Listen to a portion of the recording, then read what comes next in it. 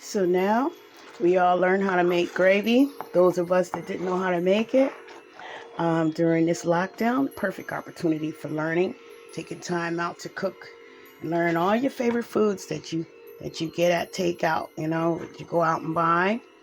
We're trying to be safe and eat delicious foods that we love, that we pay for. See how that is?